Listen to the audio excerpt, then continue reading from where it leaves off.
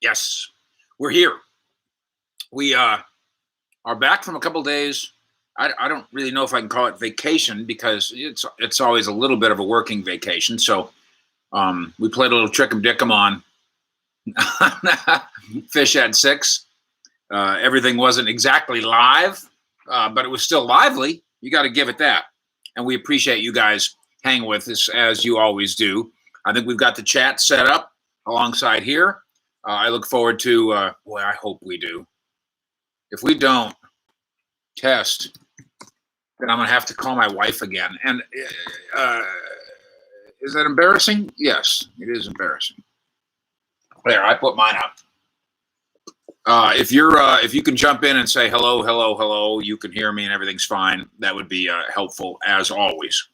We are back in Frisco and ready to roll. Deed, can you hear me okay? Can you see me okay? Tudor Davies from England. Tudor, can you hear me and see me? Okay, Chili, thank you. Deed, good. Beautiful cloudy day in Frisco, but I think some things are clearing as regards to what the Dallas Cowboys are going to do on draft day, and not just with the people involved, but with the moves involved. Thank you, Tudor. Hello, Daryl. Greetings from Hawaii and England and North Carolina. And Calvin says hello from Canada. So,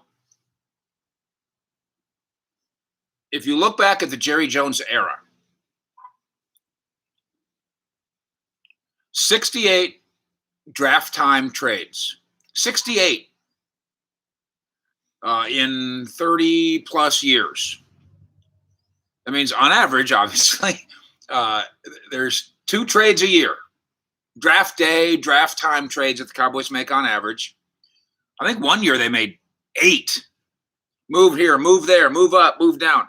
And Jerry loves, not to be presidential about it, the art of the deal. Loves it. And I think ESPN called him Trader Jerry. And it was Todd Archer, who does a great job, calling for boldness on the part of the time to be bold. And I would disagree with that. I don't need Trader Jerry. I don't need boldness. I need Wildcat and Jerry, who loves the art of the deal, to simply go by the formula and use the math. Math isn't really bold. Math's just math. The formula isn't about boldness. The formula is just the formula. Yes, Jim Laws kindly points out, you want to grab yourself a t-shirt just like old Uncle Fish wears, only, fresh and clean. It's all yours. So come get it in the fish market.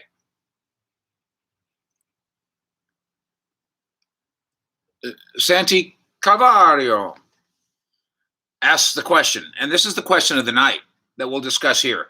What do you think is more likely, a trade down or a trade up? And actually, Santi says trade down or trade down. This is about, yes, Dallas Cowboys 365, NFL draft time trades because of the math. 1, they're going to have 10 picks. 10 guys going to make your team. 10 rookies going to make your team. Not realistically.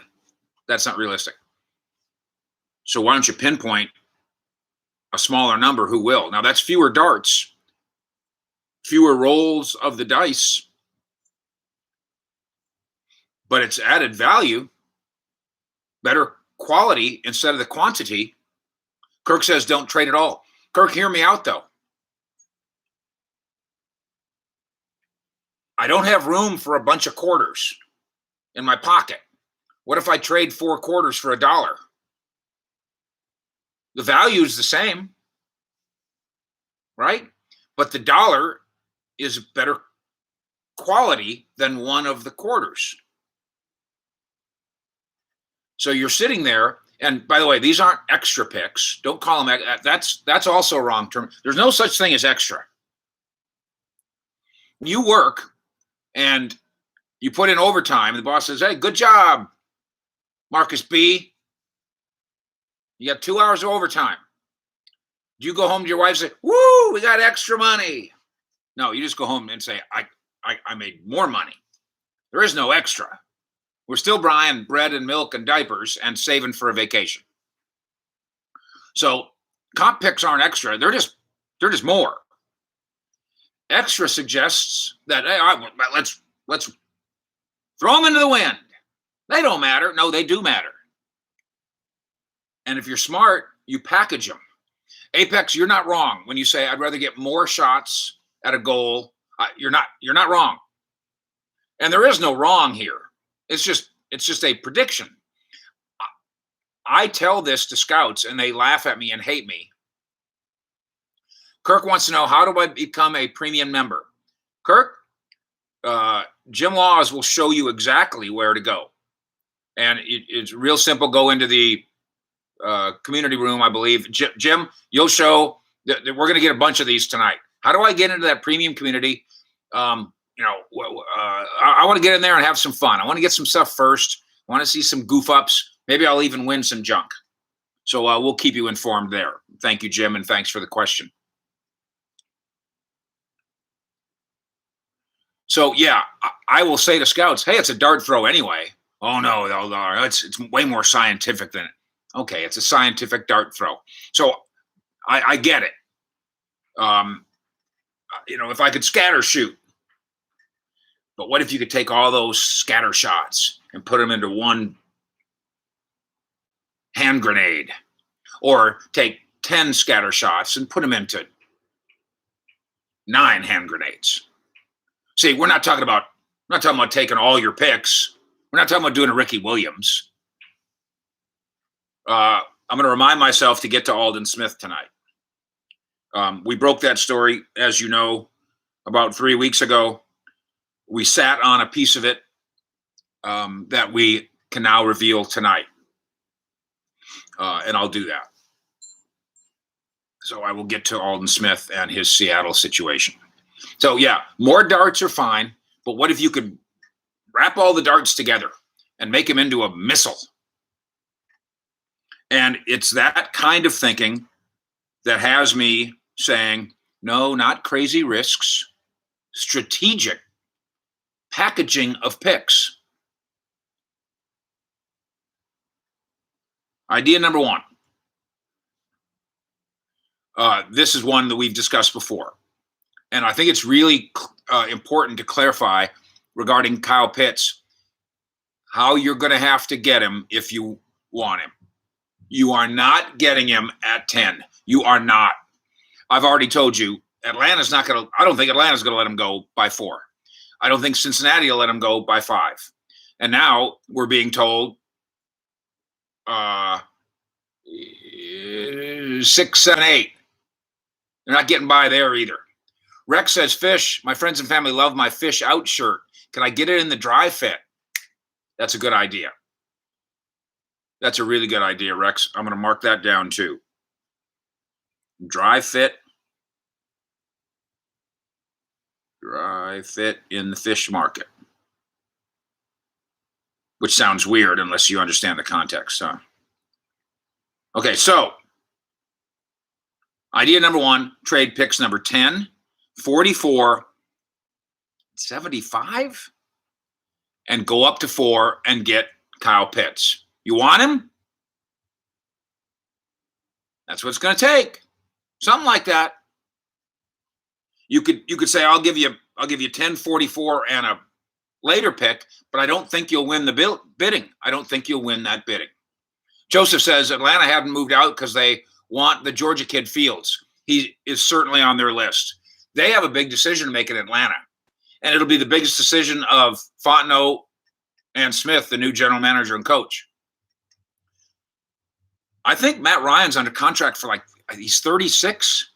I think he's under contract for 4 more years. Can you just stay there? A lot of people are saying Atlanta wants a quarterback. I'm telling you, they haven't decided yet, because they're still looking around saying, if we just keep Matt Ryan and add weapons around him, are we good? So I don't think Atlanta knows what it wants yet. And it'll be the biggest decision of Fontenot and Smith, not to mention Matt Ryan. Big decision for Matt Ryan, too. One line of thinking, and I'm not disagree. Again, I'm not in an arguing mood. So if you are convinced that Atlanta is going to do something at a certain spot, that's fine. If you've read that they're convinced, maybe you should reference me to that reading, because that's not my understanding. My understanding is they're still weighing what they should do, and also thinking about, if we don't get a quarterback here, when are we ever going to draft 4th again? What are the quarterbacks like in next year's draft? How do we find an heir to Matt Ryan? All those things are in play. So that's the Pitts thing. You want to go get him, you're going to have to pay for him. And I could see why you, Cowboys Nation, say, no, I think I can get a really good player at 10. I think I can get a really good player at 44.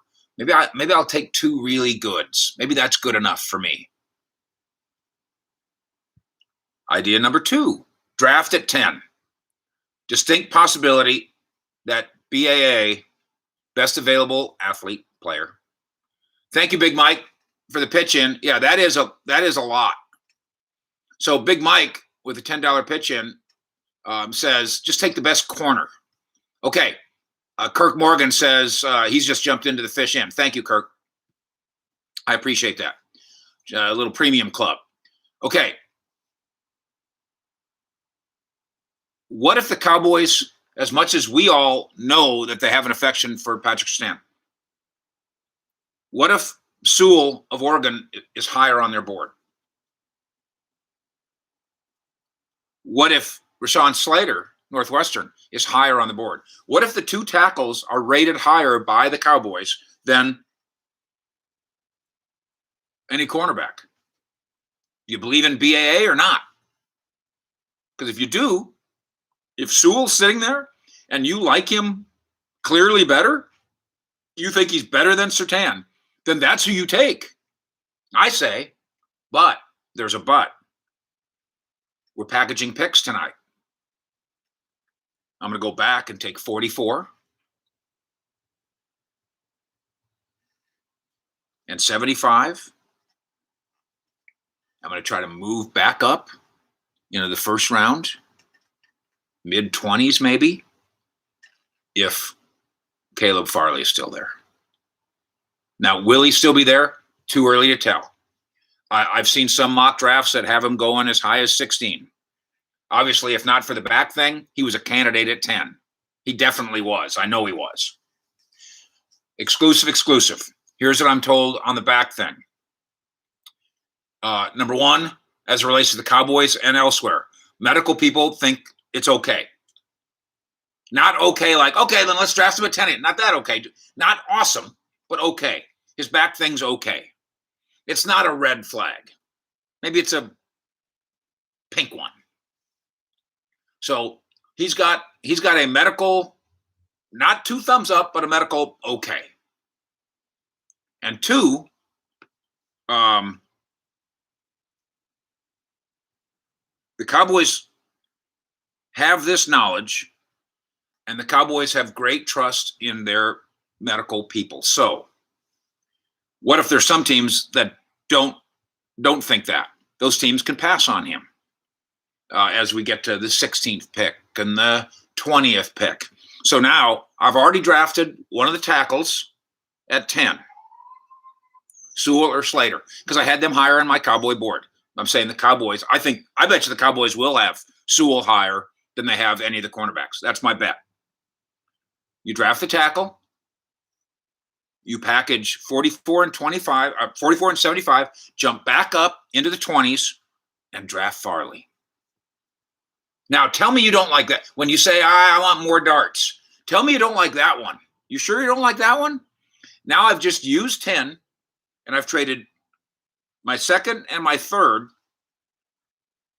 and I've landed Sewell and Farley. You sure you don't like those package darts? I think you do. And you have just, listen, assuming that Farley's as good as okay as the Cowboys think they are. Let me check my other note on him, by the way, if you don't mind, as we're hanging out live here in the fishbowl. Okay. Oh, the other things about the TCU safety. I might have to save that one. That may be premium goodness. About the Cowboys and the TCU safety. No, not the one that said, come and get me if you want a ball hawk. The other one. Idea number 3. Again, stay put at 10. By the way, I have in the back of my head, I think it was TJ the other night, said, Fish, you don't answer enough questions. Or somebody said, the only way to get a question answered is to pay. That's not true. It is the guaranteed way to get a question answered. But no, I will go through as many of these as I can. And of course, we take this and post it all night. So it lives.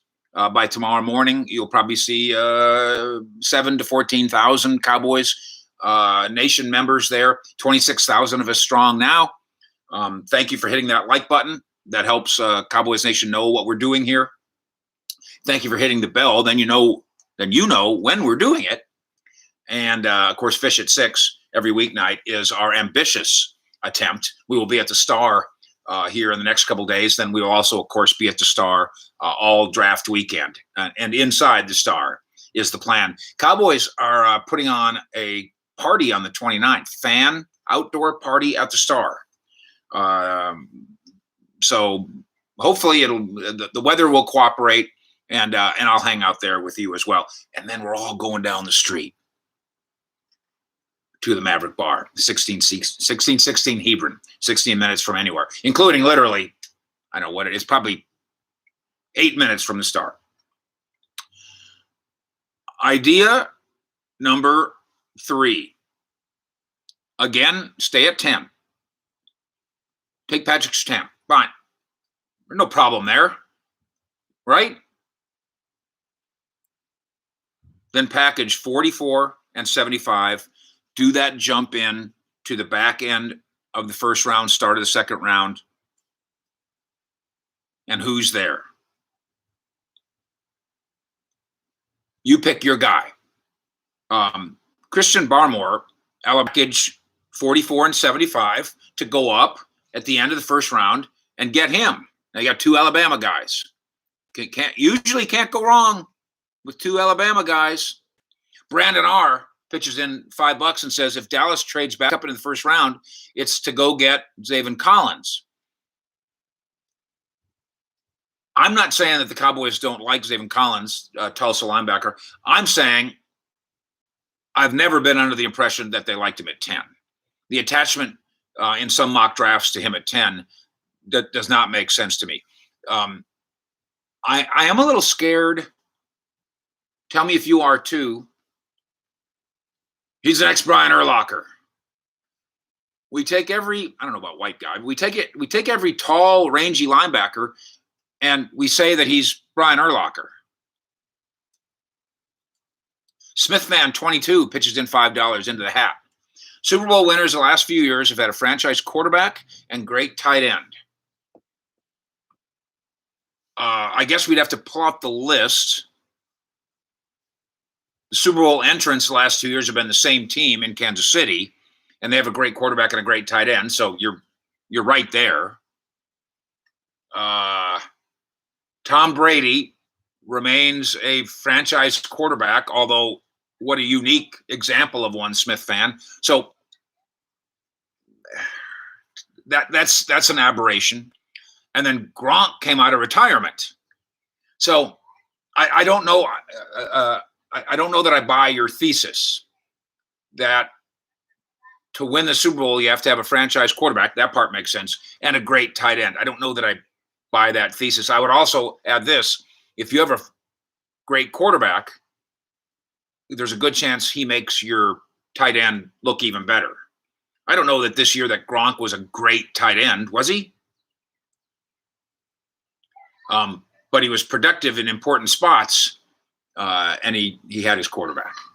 Joseph Henry comes on into the exclusive club. Thank you, Joseph. Nehemiah Williams pitches in $4.99. And Navian with a question, just to give us some beer money. I mean, Bree money. So Bree can drive all over town and do all the stuff that we do. Bree Amaranthus here on the Fish Report. So there's 3 of the concepts. Now, let's get to idea number 4 of the packaging of picks so you can trade it around. So you don't draft 10 guys. You draft 9. It's only 1 dart fewer. It's only 1 fewer roll of the dice.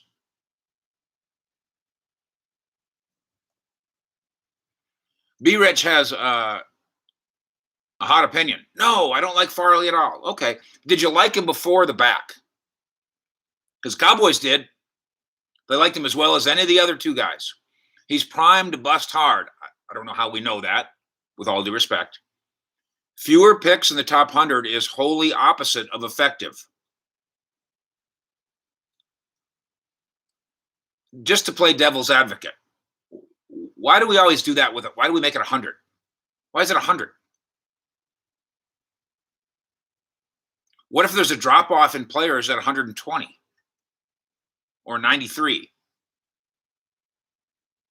So no, I don't like your big fat round numbers. I don't. I can agree with your evaluation of Farley. That's all a matter of opinion, and that's okay. But what I'm selling you on here is that while I am usually a fan of more darts, here's a situation where the 9 darts is going to be just as good as the 10 darts, theoretically, and you're going to get a superior player who's going to make your team. And yeah, I want to collect I'm going to collect top 10 picks, top 100 picks, top 20, top 50, big round numbers. But mostly, I'm just trying to make my team better. Do you not agree that there's some opportunity here by packaging these picks in trades, ending up with just 1 fewer pick? Although, by the way, I'd do this again later. I'd do it again. Here, you want 2 6s for a blank? Here, take it. If I like that player. Didn't the Cowboys get a starting center out of doing that? Or did we need more darts? Okay, the Cowboys absolutely like TCU safety Trevor Moore. Like him a lot. I think they think he's the best safety in the draft. I don't think they love Grant. I'm interested to watch that. We know that Washington from TCU wishes he could come here. More now, I'm telling you, the Cowboys, that would be a flashing light. You know how Stevens got that credo the last couple of years? Oh, he was just a flash, blinking light. Is that what it is? Oh, he's just a blinking light for us. Trevor Moore would be a blinking light. Now, there's some people that think he's going to get drafted in the first round, and if he's the best safety, there you go.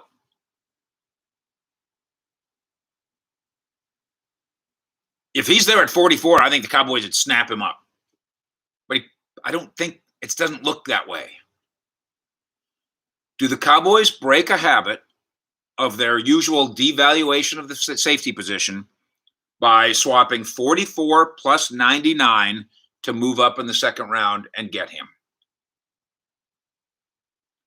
I say do it. Now, again, B. Rich says, well, wait a minute, you can't give up 99. That's in the top 100. But B. Rich, what if it was a pick 103? Can I do it then?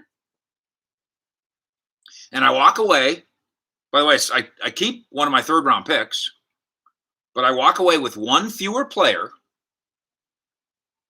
But my players that I got, if it's Surtain at 10 or Sewell at 10, and then Morg with a trade up, I got 2 starters. And I did a video on this earlier this week. I want to get starters. So I don't need 7th-round darts. I don't need 6th-round darts. Not if I can use them to help me get starters in the 1st and 2nd round. I don't need 3rd-round darts if it helps me get a starter in the 1st or 2nd round. That's my philosophy here. That's the working philosophy here. Lucio says, I'd rather have Surtain at 10 and Grant at 44.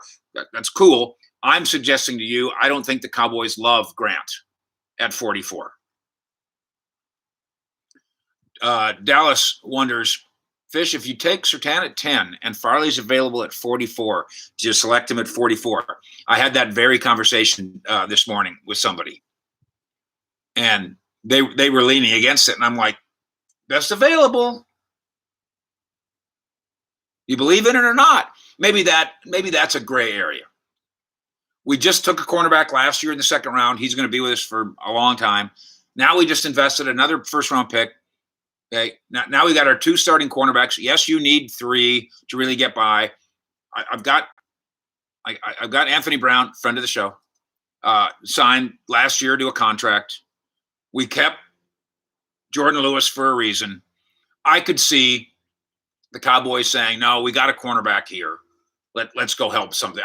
It would be conventional to say we already got a cornerback in the 1st round. Let's not take another one in the 2nd round. I do remember the Packers seemed like they did that maybe a couple years in a row because every year they couldn't quite figure out how they were going to cover Randy Moss over there from the one state over to the left.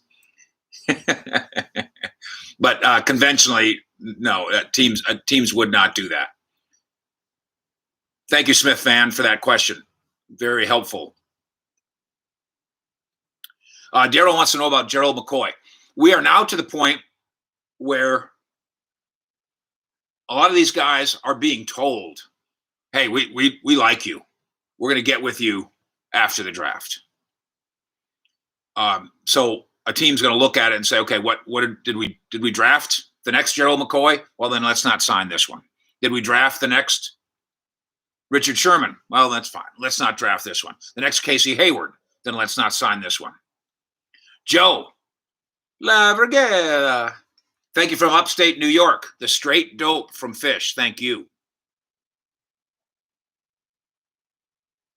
Argument about D-Law being overrated.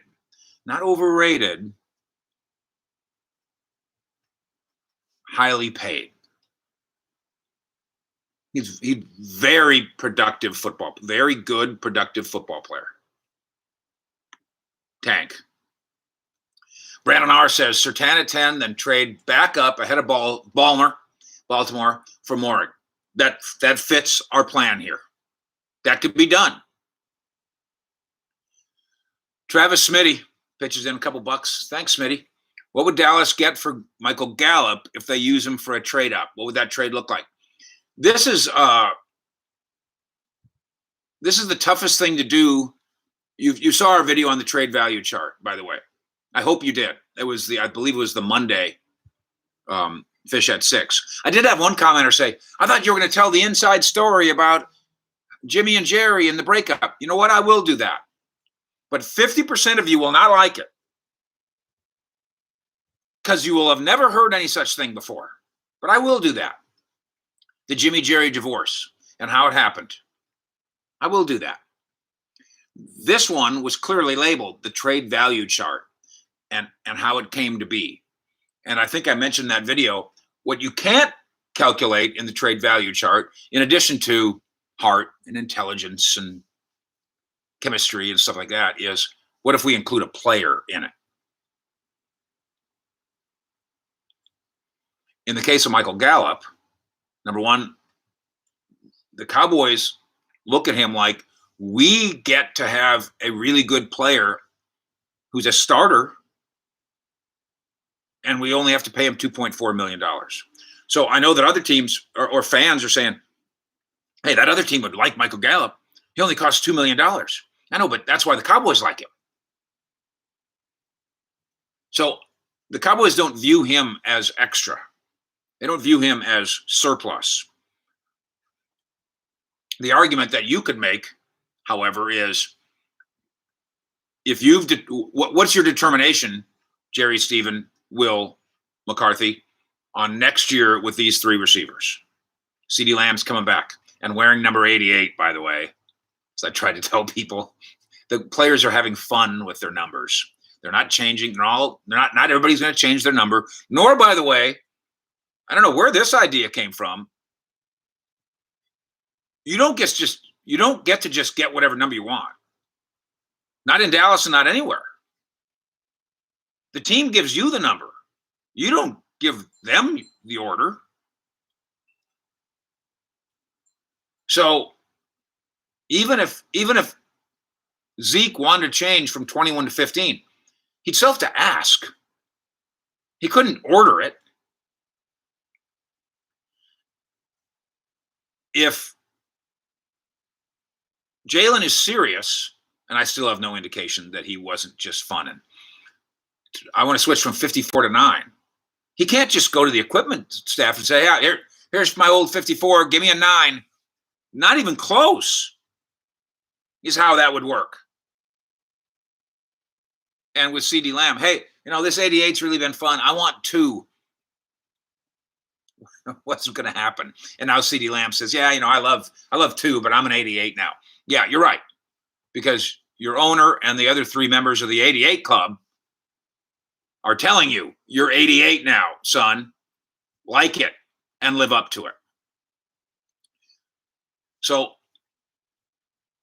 I don't want Michael Gallup to be observed as some sweetener that we're not going to have, that somebody could use cheap. You use him cheap, $2.4 million. But you better make a determination. Is Amari Cooper going to be here on this team next year? Great. But he's $20 million. CeeDee Lamb, obviously, yes. You going to give a new contract to Michael Gallup? Or is he going to walk next year? And then here's the bottom line, and here's why the Cowboys have done such a good job on comp picks. You can't trade Gallup. Here's the bottom line on the price. You cannot trade Gallup for a draft pick that's going to be lesser than he'll give you as a future comp pick. Now, there's no way of knowing for sure what that might be, but it's conceivable if some team thinks Michael Gallup is a number 1 receiver, that they would pay him that way, he would play that way, and you'd end up with a 3rd-round pick. Well, then you better not trade him for anything less than you would eventually get for him. I think, in part based on Jerry Jones's, what I thought should have been a country song, I never had time to sit down and think of the rest of the words. But we're at training camp a few years ago. We're talking about, this has got to be the year, Jerry's like 73. This has got to be the year. That's 5 years ago. Now he's 78. It's still got to be the year. And Jerry goes, well, Mr. Mack, I ain't got time to have a bad time.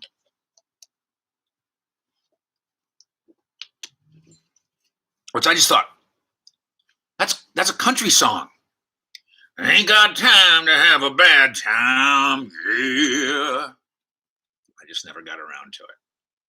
So Jerry, more than ever, at 78 instead of 73, maybe he should gather up all his people, gather up all his good players, not give them away. This, by the way, intersects on the subject of Mel Kiper's suggestion / projection that the Cowboys will trade out of 10, go back to New England at 15. And he says, still end up with a good player. Okay, we're going to break this down. We'll probably do this on Thursday.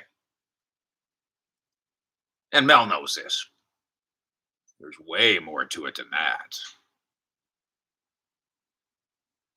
Part of the complication of that is you're going to compensate me how? So you can come up to 10 and get Justin Fields or whatever quarterback. You're going to give me your 1st round pick at 15 for my 10. And Mel's saying you're going to give me what else? A 1 next year? For a guy that you think is a franchise quarterback? Be a 1 this year and a 1 next year? And New England plans on being good, I suppose. So that's going to be a pick in the 20s. So you're giving me the 15th pick this year and next year a 20th pick for the 10th this year? I'm not doing that. You got to pay me. He's a friend, and of course it would be the Cowboys saying you're going to come up and get quarterback X at 10. He's a franchise quarterback. You got to pay more than a 1 in this draft. That's not enough. And the other part of it that, again, I know Mel knows this, but there's other good players at 15. More complicated than that, and we'll get to it as we go. About 5 more minutes. So fire your questions. Come in here as fast as you can. You are the best fish. Thank you, Ray. I think I'm in the top in DFW sports media. I think I'm in the top 50. But thanks, Ryan. They will not let me in the war room with Stephen and Jerry over the years, especially at Valley Ranch. We were stationed right next door to the war room. We were stationed in the coaches' atrium lunchroom right next to the war room. So every time Will McClay or Tom Siskowski or Larry Lacewell came out to get a sandwich, hey, Lace, come here. What's going on? That was fun. This isn't the Star isn't quite set up that way, but we will be inside the Star, yes, all weekend long for the draft. Social Cowboys, what position do we go for in the second round? Social, don't go for a position. Go for a player. Philip begs me not to sing again. And I think he's wrong. Daryl, flames on my singing, I'm sure. Jim, what do you want at 10 for the team? I'm a BAA guy. Will McClay, build me a board. Oh, I see that you've got Sewell as the 7th best player on your board, let's say, and Surtain as the 10th best player. Then you know what I want him to take? Sewell.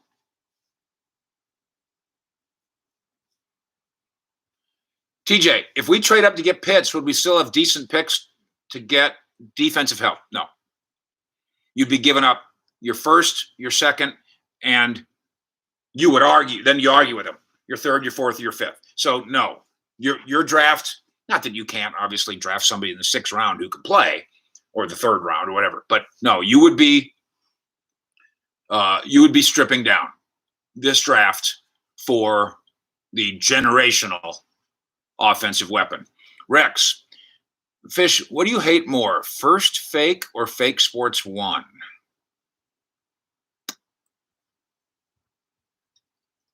I don't hate Stephen A. Smith because I know that he doesn't hate the Cowboys. It's just an act. Fugazi. He's just having fun. Stephen A. is really smart, and he tapped into a way to make a fantastic living. Be the anti-Cowboy guy. He's not anti-Cowboy. He doesn't know three things about the Cowboys. He doesn't give 2 shits about the Cowboys. Doesn't know anything about you. But he knows that you watch and you either love or hate. On the other one, you know what I think of Skip.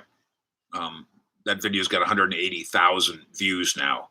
And again, that's not a view. That's not a personal thing only. It's also a professional thing with Skip. And I've pointed that out.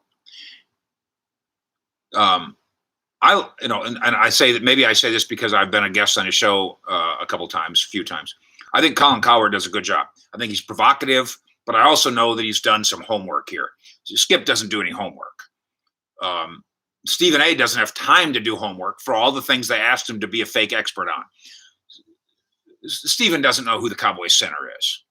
Stephen A. Smith does not know who plays center for the Cowboys. By the way, either does Skip. Colin Cowherd, before he has me on the show, will either go look it up or get somebody to tell him, or in a 5-minute conversation before I go on the air with him, will talk to me about the Cowboys center. So Colin Cowherd, thumbs up. He does a good, funny, entertaining, provocative show, but he also does his work. Stephen A. Smith, he's just an actor. He's Sherman Hemsley on the Jeffersons. But that other one, no, he's bad news. Yeah, Apex says Coward's like a politician. He'll flip. Okay, I know. I mean, I think so. There's the entertainment part of it.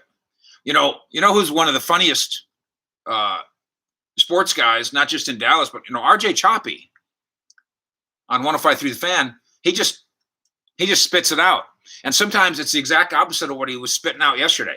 But it is funny, that Choppy. Hooked Up says, fix the defense. We should be a contender. How? Fix the defense how? With 2 picks in 1 draft? Maybe. Cornerback safety? Maybe.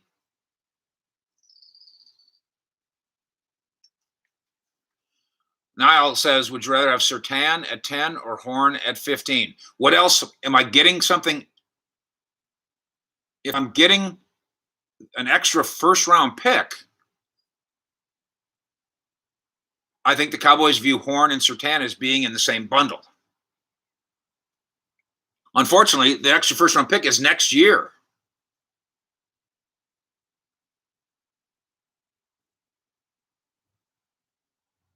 Philip, I would like to meet Tom Downey. I believe he resides in Dallas, but I've never met him, and I'd like to meet him. I think there's a lot of guys who I could sit down and learn something from. How'd you do this? Why'd you do that way?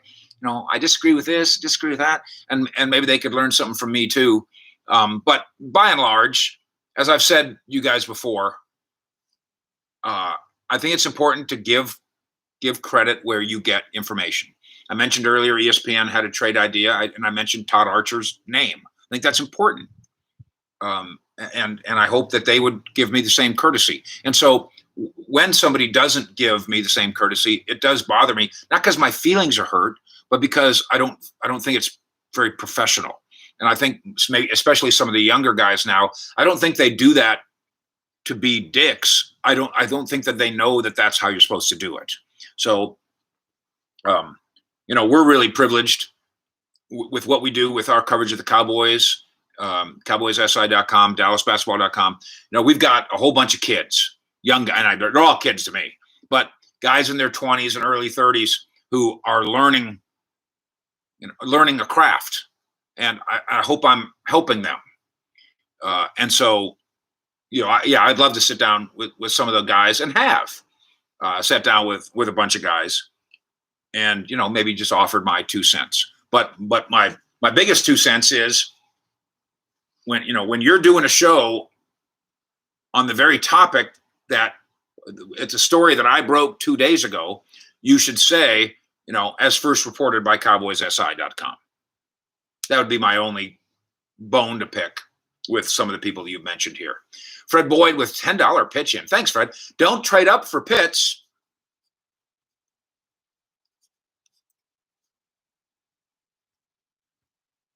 Says Fred. Hopefully you get Surtain at 10. You could make the argument that Surtain is going to be a 5-time Pro Bowler. And if you're right, you'll be totally fine without giving up the treasure chest that it's going to take to get Pitts, because that's what it will be. Brandon R. says, Fish, I agree with you, basically. If New England's coming up for a quarterback, they have to pay the premium. He said it's going to cost them 15 plus 46 plus 99. Well, okay. Okay. It's going to cost you your one, a future one, and another pick and another pick and 3 more picks. And if you don't like it, New England, then you can keep having Cam Newton throw the ball sideways all over the yard. Smitty wants to know, and I'll just round this off for you, Smitty. What if Sewell isn't there, Pitts isn't there? Pitts won't be. Surtain isn't there, and the wide receiver is there. You're giving me an easy out because Horn's still there, right? And Slater's still there. There's not enough room for all those guys to be gone. There's only 9 people ahead of you. So I don't think you're going to be put in a position where you have to take a highly rated wide receiver instead of a highly rated cornerback or highly rated offensive lineman. But very clever, Smitty, trying to trick us. Very clever indeed. Tim Hargrave, welcome to the Fish Inn, the Premium Club. Thank you, Tim. Now, Roger Dodger says, teach him fish. And I hope I'm not trying to come across. First of all, I'm old. I must be 10 times older than Tom Downey. I don't know. And he's a good guy and he's very energetic. I assume he's a good guy and I know he's very energetic. And Tom, if you're watching, and I believe that you probably do, get a hold of me and come to the Star at on draft night, and then come to the Maverick Bar afterwards. Seriously, that'll be a fun old time. We'll do shows from there, Tom. One technique. You need a one technique and a wide body.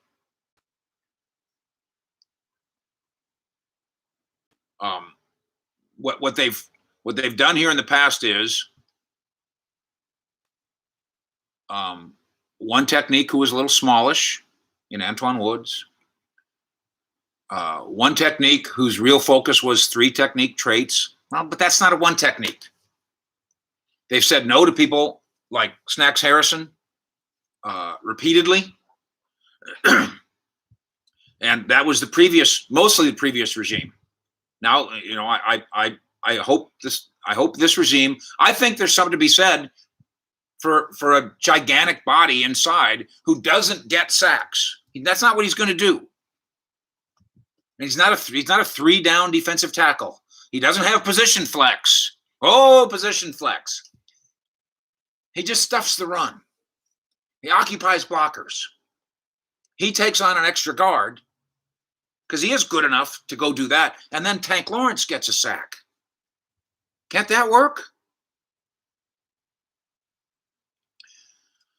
Angel, you know Jerry's going to sign McCoy to an incentive-laden deal. It depends on the draft. Fish threw my friend the last Super Bowl in the pool. Fish, I threw my friend last Super Bowl in the pool because he dislikes the Cowboys. Surely you're not saying I dislike the Cowboys. Fish is the fittest man in Frisco. Well, I haven't jumped on the scale since we went out of town for a couple of days and ate margaritas for breakfast. But yeah, give me 4 more days now. 4 more days to take that edge back, and I will return to being jacked. Jacked, I tell you. Marvin Wilson in the 4th. We have a story up about the Cowboys do like Marvin Wilson.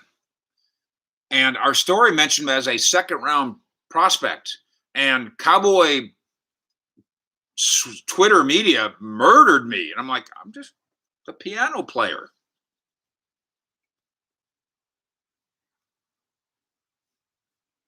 Xavier wants to know about drafting a wide receiver.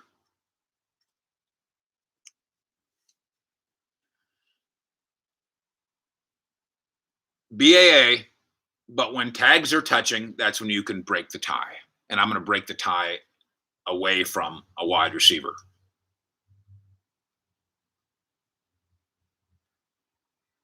Niall wants to know, what's the treasure chest to move up to 4? To move up to 4 and get Atlanta's pick for Pitts, you give him 10 in the 1st round, you give him 44 in the 2nd round, then you try to offer him a 4th round pick and they demand a 3rd. So you might end up giving a 1, a 2, and a 3.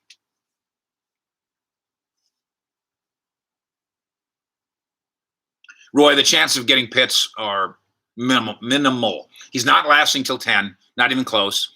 And I really don't think that the Cowboys are going to be able to convince themselves to give up what might be their first 3 picks to go get anything short of a quarterback if they needed one.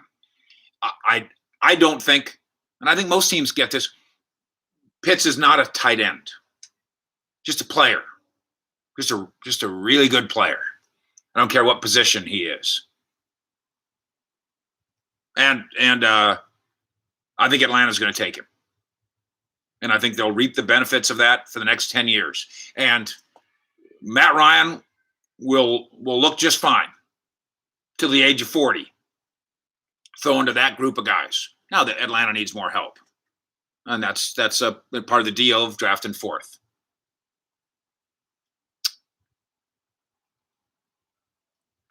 Daniel, what about offering 10, Gallup, and a fourth? Yeah, that means that you're valuing Gallup like he's a second-round pick.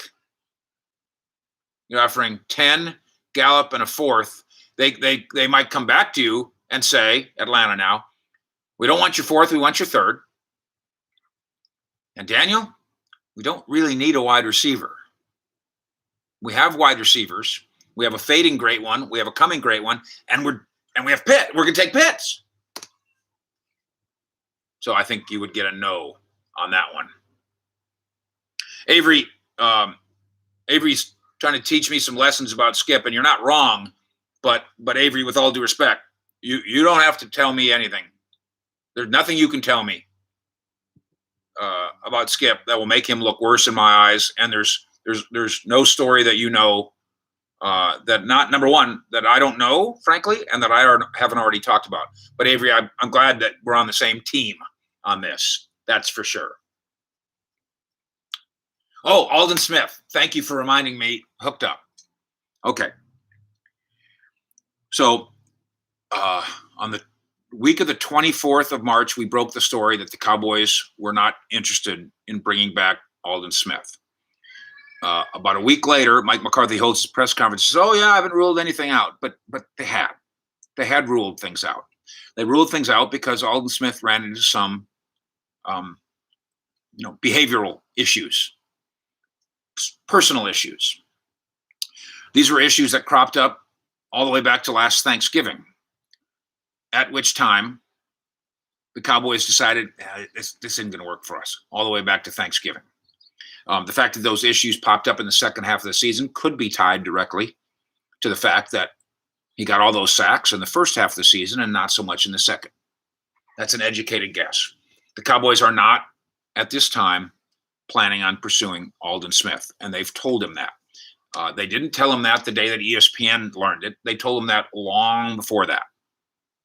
The ESPN report, I believe, came a week after our report.